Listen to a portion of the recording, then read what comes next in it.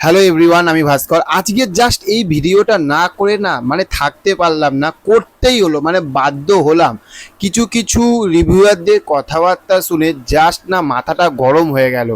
যে এই যে তুফান, এই সিনেমাটা ইন্ডিয়া মানে কলকাতায় এই সিনেমাটা চলছে না কেন, এটার জন্য দায়ীটা কে? কে যে সিনেমাটা চারদিকে সারা বিশ্ব দাপাচ্ছে, মানে দাপাচ্ছে শুধু নিজের দেশ বাংলাদেশ না, মানে তুফান সিনেমাটা নিজের দেশের কান্ট্রি তো বাংলাদেশটা, তো সেই বাংলাদেশ দাপাচ্ছে কাঁপাচ্ছে না, সারা বিশ্ব ওয়ার্ল্ড কাঁপাচ্ছে। কিন্তু সেখান থাকতে কলকাতায় এসে মুখ থুবড়ে পড়ে গেল। সেখান থাকতে অনেক ইউটিউবাররা, কিন্তু আমি নাম বলবো না, নাম বলাটা উচিত নয় আমার, কিন্তু সেখান থেকে যারা মানে যে ব্যক্তিটা এমনভাবে কথাটা বলছে যে তুফান সিনেমাটা হচ্ছে যে এই রকম অবস্থাটা, এটার জন্য দায়ীটা কে, এটা আমি জিজ্ঞাসা করতে চাইছি। তো এই বিষয়টার উপরেই কিন্তু আজকে আলোচনা করব বন্ধুরা। তো চলো ভিডিওটা শুরু করা যাক। প্রথমেই বলবো যে এই যে তুফান সিনেমাটা, ভেবে দেখুন বাংলাদেশ থাকতে মানে নিজের দেশে কিন্তু রিলিজ করলো, রিলিজ করার পরে সেখান থাকতে বেলজিয়াম, তারপরে ইউএসএ, অস্ট্রেলিয়া, ভেবে দেখুন আরও কত 14খানা দেশে তুফান, দুবাইয়ের মতন জায়গায়, আমেরিকার মতন জায়গায় তুফান সিনেমাটা কিন্তু কাঁপিয়ে দাপিয়ে চলছে। কিন্তু সেখান থাকতে এই কলকাতা ইন্ডিয়াতে সিনেমাটা মুক্তি পাওয়ার পরে দেখছে না। এটার জন্য দায়ী কে? আমরা নিজেরা। কেন বলুন তো?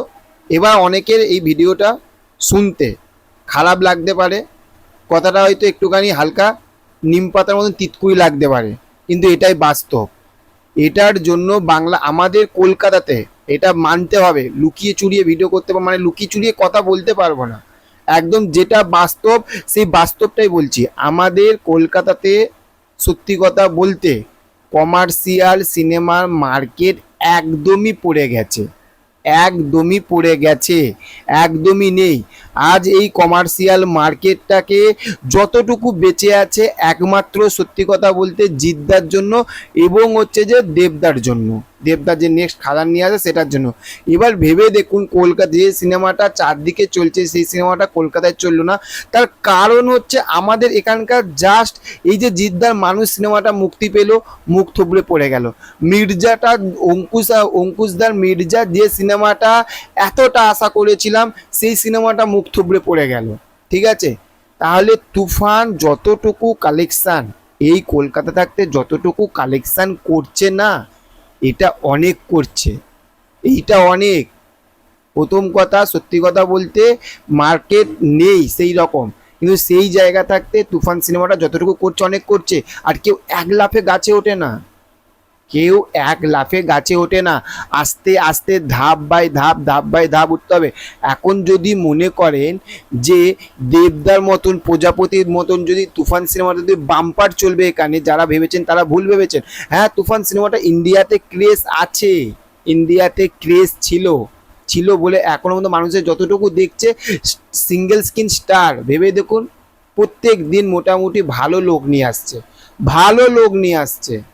ঠিক আছে, তাহলে ভাই প্রবলেমটা কোথায় বোঝা গেল? ওই জন্য শুধু ওই মানে তুফান সিনেমাটাকে দোষ দিয়ে, সাকিব খানের দোষ নিয়ে, ভাই সাকিব খান এখানে ফ্যান নেই, এখানে অত পরিচিতি নেই, এটা বলা ভুল। মানুষটা বিদেশের মতন জায়গায় পরিচিত করে নিল। ঠিক আছে, আর ওই অনেক বলছে ওয়েস্ট বেঙ্গলে হচ্ছে যে কি চলে সাউথের মতন বই। আরে ভাই আমাদের ওয়েস্ট বেঙ্গলে এখন সত্যি কথা বলতে সাউথের বই দেখে দেখে মানুষের মধ্যে একটা আলাদা একটা ভরসাই জেগেছে।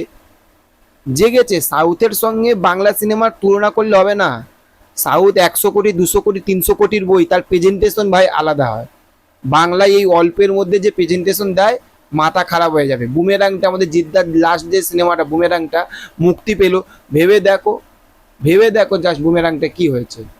ঠিক আছে, ধামাকা লেভেলে চলেছে, এটাই বলার ছিল। ঠিক আছে, ভিডিওটা ভালো লাগলে অবশ্যই আমাদের চ্যানেলটিকে সাবস্ক্রাইব করে রাখবেন এবং একটি লাইক করে দেবেন। দেখা হচ্ছে নেক্সট অন্য কোনো ভিডিওতে। ভালো থাকবেন। Okay, thank you, have a nice day, tata, bye by.